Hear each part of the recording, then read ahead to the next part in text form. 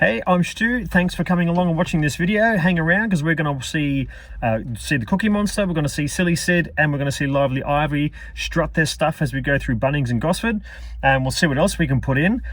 My anticipation is that they're going to be fairly solid in what they do. I think that Cookie might have a couple of issues. I'm expecting her to have an issue with the sliding doors, but I'm happy to be proved wrong. And Lively Ivy's developed a habit of jumping on things. She really enjoys that, so we'll see whether we can find something for her to climb on. Silly Sid's up first. He was quite enthusiastic and he picked up on these ducks that are up ahead of us here. So I thought, well, why don't we see if we can push it, see what he can do, see whether he can still be responsive, whether he'll blow through the tam. These are little experiments that you can do with your student, is that if you find a temptation that they're drawn towards, you can see essentially how close can you go whilst they're still able to be attentive to you. So we're coming up to a car park, and one of Silly Sid's weaknesses is that he's just quite social. So when he sees people, he wants to go over and say hi, and that's, even on the lead, that's something that we want to curb, right? We want him to be enthusiastic, we want him to be social, but we don't want him to be over social to the point of being antisocial. So we're taking him around, we're testing out some cool distractions that you don't necessarily come across a lot. So we're going through the animal poo section of our local hardware store. He's done pretty well. Like we're kind of still in that heel. I mean, look, it's on the ground. Dogs would want to roll in it. They'd want to check it out. They'd want to sniff it, lick it, all of those sorts of things. They want to get that sensory fullness that they would normally be able to do by rolling around in it. And that's obviously not something that Sid can do while he's on lead, right? So we practice our sit stays. We practice all of these cool things, and he's rocking it.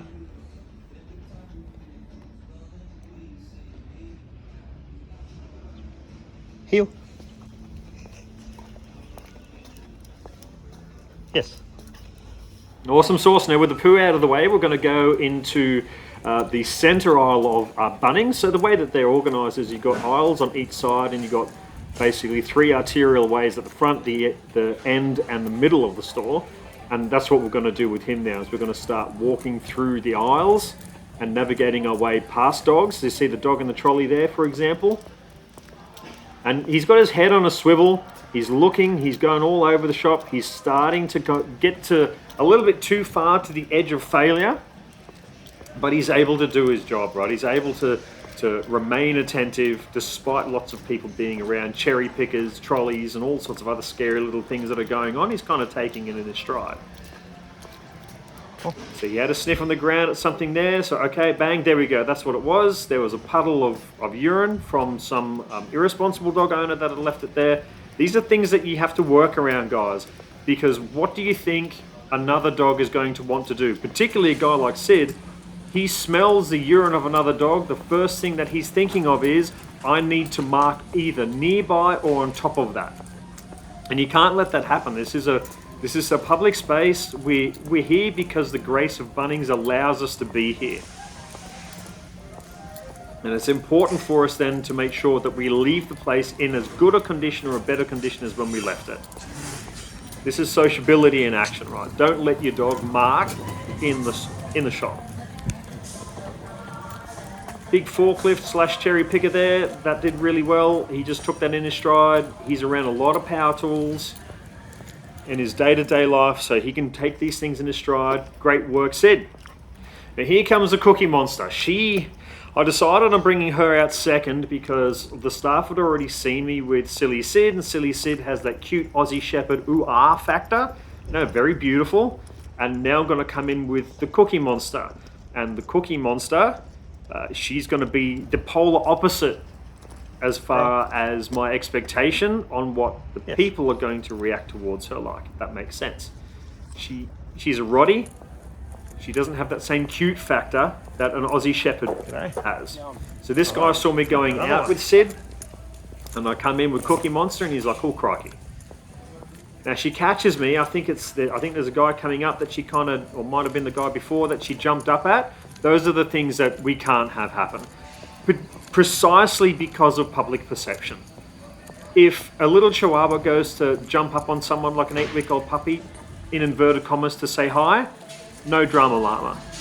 If a Rottie does that, suddenly that person, that same person, is being attacked. It's all about perception. So we've got to be able to have the social skills to be able to have social inclusion. Like, if that were human, we would call that racism. But it's a dog, so it doesn't matter. And those are the rules, people. That's the perception. It's not about use of force. It's not about any of those sorts of things. It's about how your dog is perceived. She is super social. She's great. She wants to literally say hi to people. She's not allowed to. She's only allowed to do that in certain sections. So going through the dog aisle, loads of toys, guaranteed. There's been lots of dogs floating around here. Lots of dogs are marked around here. There's kitty litter. There's dog food. She's checking it out, but she's able to stay attentive to the lead. This is a big deal. This way. Come on. See the staff member slow down then? Why? Because there's a Rottie. Right, so we've got to be aware of these situations, guys. We have to be aware that not everybody likes dogs. Right.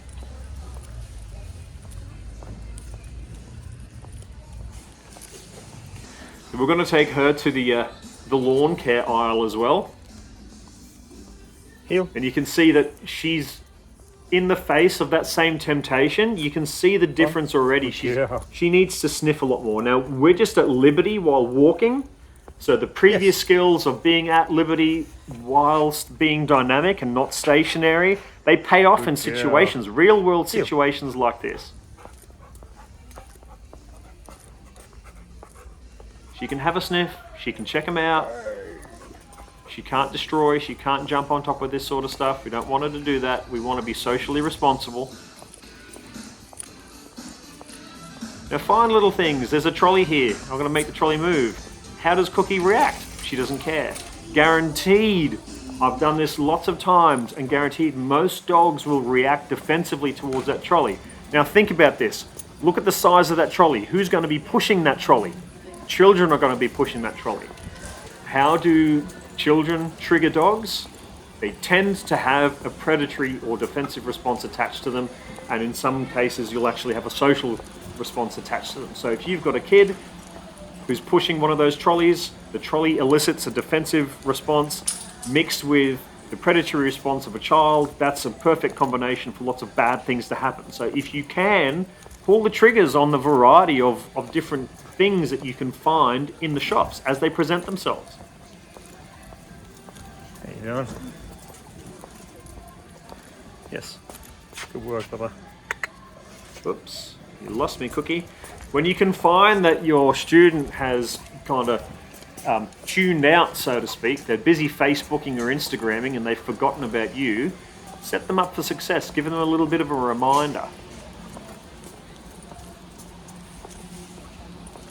So they actually managed to clean up the puddle of urine, which was great, but I was still looking for it because I know that the smell is going to be there, right? You can't just get rid of a smell for a dog. The dog's nose is too fine. So we're going through a really narrow way there, and what's the object of heel? The heel is to be attentive and to follow, not to lead. That's what things like nose work is there for, right? That flips the relationship around. And again, you can test that out by squeezing through a narrow gap. Your student should defer to you as the captain of the team in that instance. That comes into place in situations like this. When you're coming close to people, Cookie should come in behind. Again, think of public perception. If you're coming up to someone and a Rottie is pulling ahead of you, or any other dog for that matter, not everybody is interested in being socially pleasant towards a dog. A dog can be a trigger for a lot of fears for people. Heel. All right, let's go on the road with Lively Ivy. Being socially quite sensitive, I'm quite excited to see how she's going to respond in a socially dense environment.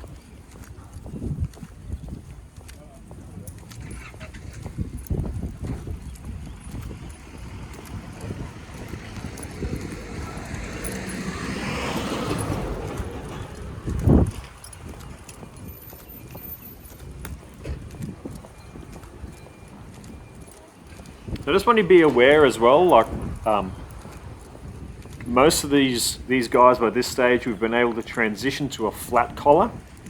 It's only for certain cases where we remain on the slip lead, and that's for safety reasons. But most of our tools, we want to get away from them. When you're building a house, you don't leave your tools behind to do running repairs. It's supposed to be finished and built, right? All right, so let's go back into the manure aisle and let's see how Lively Ivy handles this.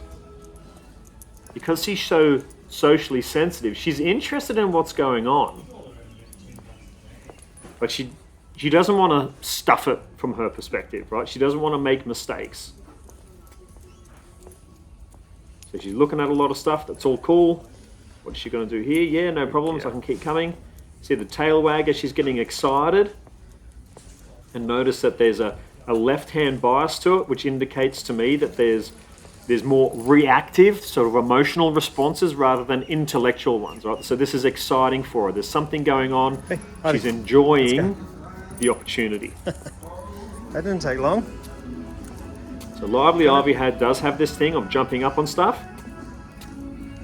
And we're going to try and teach her to not jump on things that just happen to be close by. Up. So first we're going to teach her to jump on something, and then we're going to teach her to not jump on something that she might want to jump on top of. Ready? Now here, there's a dog in the distance and she's going to lie down.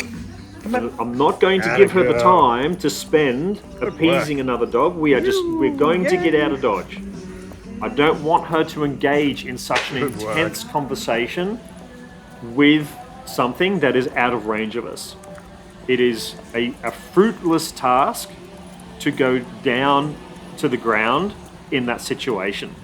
The reason why, again, purely for safety reasons. Imagine if that happened in the middle of the road, or that dog was not particularly fond of other dogs.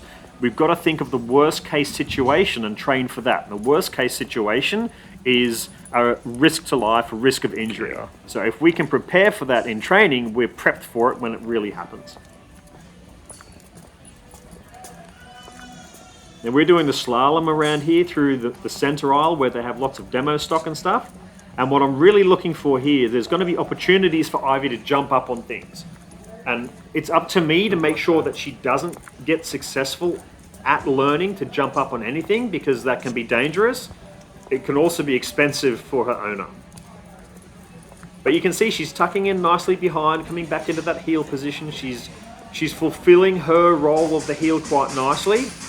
Beautiful. She didn't jump up onto the step. Whoops. Wrong. So what you'll notice is she's jumping up, she's looking at my hand, and then she's going straight to my hand. So this is part of a chain of behaviors that she believes she is supposed to perform. So we simply take away the external reinforcement. See that little yawn there? So she's like, oh man, I thought we were supposed to do that. That's all right, don't worry about it.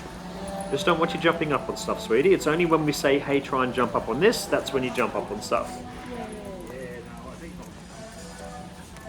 Wrong. Oops. Oh. You jumped up on something. I don't want you going around there. There you go. Yes. Tam, feed, repeat. We're not going to do any hand play in here. Ready? For obvious reasons. Sorry for the cameras, guys, but it is what it is. When you're doing everything on your own, I'm teaching her to go past. Wrong. Good girl. What is essentially like a tabletop. Good. This way. We've got, Yes. I don't know, about 8 inches to squeeze past, so I can squeeze past. She's going to wait. She's going to hesitate, because for her, she just jumps up on things. That's not what I want her to do. I want her to learn to follow. Beautiful. Yes. Now she's getting the picture. And because she can do it, we don't feed every time anymore. Good work. We're going to feed her every alternate time. We're going to feed her at random times. And that makes her attention and her not jumping up more reliable than the jumping up. Yeah, okay. They're just like a snap-off. Lots of people, keep in mind, this girl is socially very sensitive. Good work. A little tap on the nose. Awesome girl. Now, she showed some interest in this, and this is something that can be scary, right? It's a metal surface, not something that she'll necessarily come across a lot. And they're trolleys. Look, they move. Ready? So sweet, you want to jump up on stuff? Let's take advantage of that. It's something that our student finds fun. So let's pull the trigger, let's give them some fun, let's develop their confidence, let's get a whole heap of fun stuff out of the way. And then look at the wood behind us. She tried to jump up on that and half of the wood almost fell on the floor. Yes. Bit scary for her, but it doesn't reduce the amount of jumpiness that she wants to do. So we want to give it a proper outlet.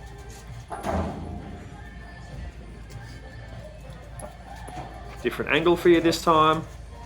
I'm just going to show you that I want to start moving this around. And look, for her, this is a challenge that she wants to succeed at. She's having fun doing it. She can concentrate, she can get her body up and going. She's having a great time. So if you can find something that's fun for your dog, there's no harm in having fun with your dog while they're training. Obedience it really doesn't need to be the grind that a lot of people think it should be. How you doing?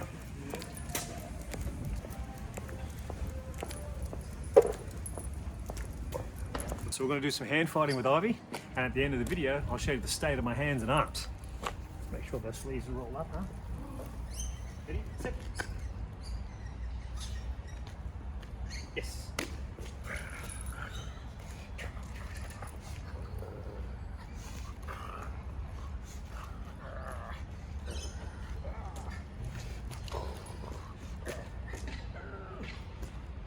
My fingers.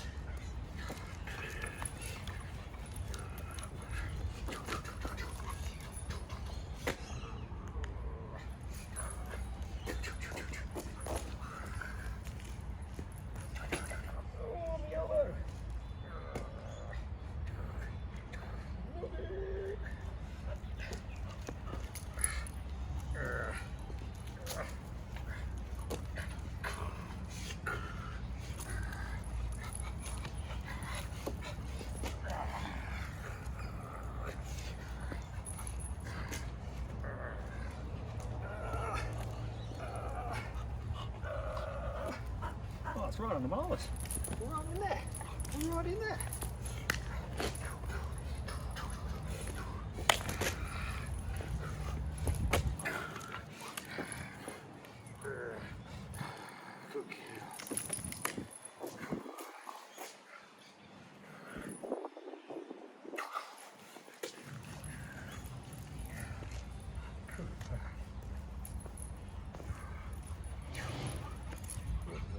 Ready?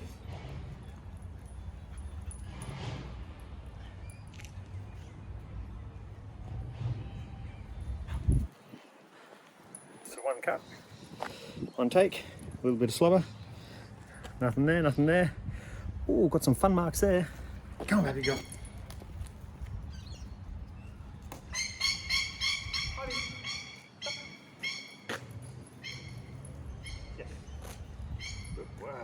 I reckon that worked out pretty good. I'm pretty stoked with how each of the students went going through Bunnings.